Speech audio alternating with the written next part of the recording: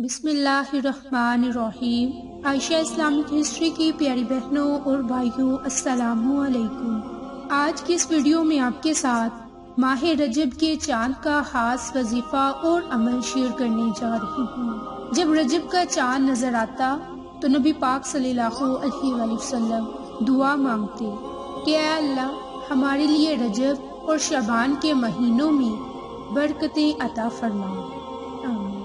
اللہ تعالیٰ نے سال کے 12 مہینے مقرر فرمائے اور ان میں سے 4 مہینوں ذی القعدہ، ذی الحج، محرم اور رجب، ان کو عظمت والا مہینہ قرار دیا۔ ان میں عبادت کرنے کا اجر و ثواب زیادہ ملتا ہے۔ جو شخص ان مہینوں میں برائی سے بچتا ہے اسے باقی مہینوں میں برائیوں سے بچنے کی توفیق ملتی ہے۔ رجب ان 4 مہینوں میں سے ایک ہے جن کا قرآن کریم میں ذکر آیا۔ ارشاد باری تعالیٰ ہے، بے شک اللہ کے ہاں مہینوں کی گنتی 12 مہینے ہے۔ اللہ کی کتاب میں جس دن سے اللہ نے زمین اور آسمان پیدا کیے، ان میں سے 4 رجب، ذی القعدہ، ذی الحج اور محرم عزت والے ہیں۔ یہی سیدھا دین ہے، سو ان میں اپنے اوپر ظلم نہ کرو اور تم سب مشرکوں سے لڑو جیسے وہ تم سب سے لڑتے ہیں، اور جان لو کہ اللہ پرہیزگاروں کے ساتھ ہے۔ حوالہ سورۃ توبہ آیت نمبر 36۔ ماہ رجب کو اسلام کے ظہور سے بھی پہلے سے حرمت والے مہینے کا درجہ حاصل ہے اور اس مہینے میں جنگیں رک جایا کرتی تھی۔ اس مہینے کئی اہم اسلامی واقعات بھی پیش آئے ہیں۔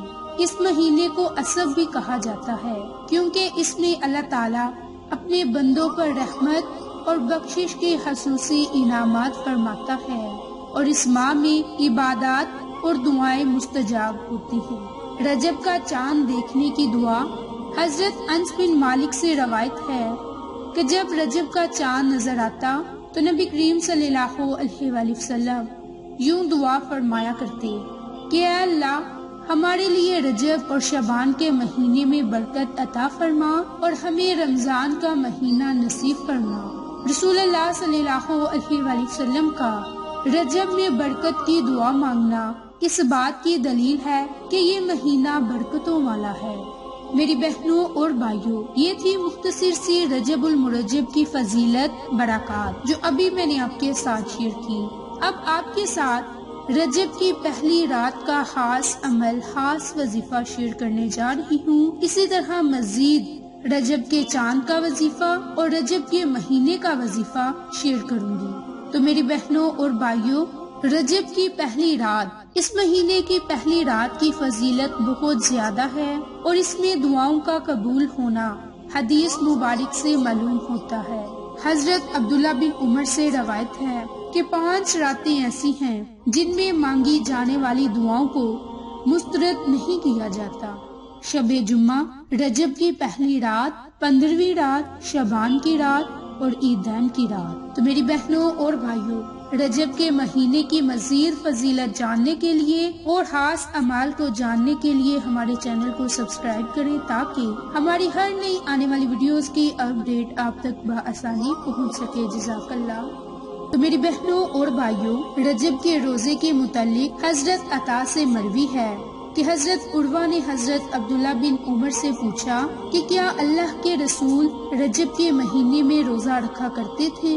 ابن عمر نے جواب دیا کہ جی ہاں، آپ صلی اللہ علیہ وآلہ وسلم اس مہینے میں روزہ رکھا کرتے تھے، اس کو عظمت والا مہینہ قرار دیتے تھے۔ رجب کے روزے دار کے لیے جنتی محل ہے۔ اس کے متعلق حضرت عامر بن شبر رحمت اللہ سے روایت ہے کہ حضرت ابو قلابہ فرماتے ہیں کہ جنت میں ایک عظیم عالیشان محل ان لوگوں کے لیے ہے جو رجب میں روزے رکھنے والے ہیں۔ باحوالہ وحی کی۔ میری بہنوں اور بھائیوں، رجب المرجب بھی اس مہینے کو کہا جاتا ہے اور اس کی پہلی خصوصیت تو یہی ہے، حرمت والا مہینہ قرار دیا گیا، جو کہ احادیث سے بھی ثابت ہے، جیسے کہ صحیح بخاری میں۔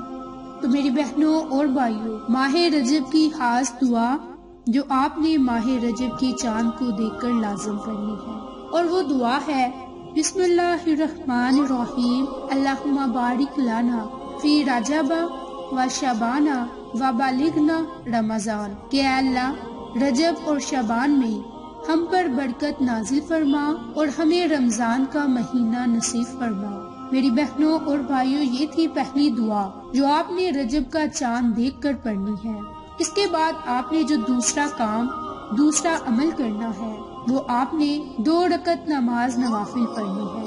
اب یہ 2 رکعت نماز نوافل آپ نے کس طرح پڑھنی ہے، کس ترتیب سے پڑھنی ہے اور کس طریقہ کار سے پڑھنی ہے، یہ اب آپ کے ساتھ شیئر کرنے جا رہی ہوں۔ تو میری بہنوں اور بھائیوں، آپ جب رجب کا چاند دیکھ لیں تو آپ نے 2 رکعت نماز نوافل بھی ادا کرنے ہیں۔ تو اس کے لیے آپ باوضو حالت میں نماز عشاء کے بعد 2 رکعت نماز نوافل پڑھیں، اور یہ نوافل آپ نے وتر سے پہلے پڑھنی ہے، اور اس میں آپ نے پہلی رکعت میں سورۃ فاتحہ کے بعد 7 مرتبہ سورۃ اخلاص پڑھنی ہے، اور دوسری رکعت میں سورۃ فاتحہ کے بعد 7 مرتبہ آیت الکرسی پڑھنی ہے، اور 2 رکعت نماز نوافل پڑھنے کے بعد اللہ تعالیٰ سے اپنے گناہوں پر ندام ہونا ہے اور اللہ تعالیٰ سے اپنے گناہوں کی معافی طلب کرنی ہے۔ یہ تھا دوسرا عمل، دوسرا وظیفہ۔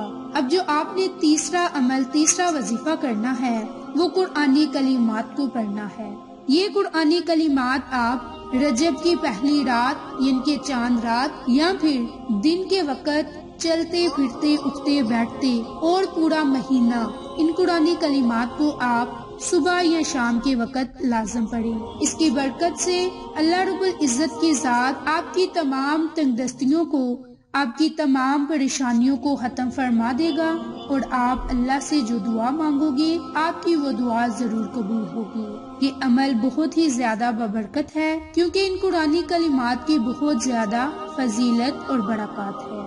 آپ نے اس دعا کو صرف اور صرف 7 مرتبہ صبح اور 7 مرتبہ شام کے وقت پڑھنا ہے، اور وہ دعا ہے سبحان اللہ والحمد للہ ولا الہ الا اللہ واللہ اکبر ولا حول ولا قوت الا باللہ العلی العظیم۔ تو میری بہنوں اور بھائیوں، احادیث میں بھی ان قرآنی کلمات کی بہت زیادہ فضیلتیں اور برکات ہیں۔ رجب کی پہلی رات یعنی چاند دیکھ کر آپ نے یہ 3 اعمال، 3 وظائف لازم کرنے ہیں۔ پہلی دعا آپ نے صرف اور صرف 7 مرتبہ پڑھنی ہے، دوسرا عمل آپ نے 2 رکعت نماز نوافل پڑھنے ہیں، اور تیسرا عمل آپ نے ان قرآنی کلمات کو 7 مرتبہ صبح اور 7 مرتبہ ماہ رجب کے مہینے میں پڑھنا ہے۔ انشاءاللہ اس کی برکت سے آپ کی تنگ دستیاں ختم ہو جائیں گی۔ آپ اللہ کی ذات سے جو دعا مانگو گے آپ کی وہ دعا ضرور قبول ہوگی۔ تو میری بہنوں اور بھائیوں، آپ کو آج کی یہ ہماری ویڈیو پسند آئے تو اسے لائک، شیئر اور سبسکرائب کریں۔ جزاک اللہ۔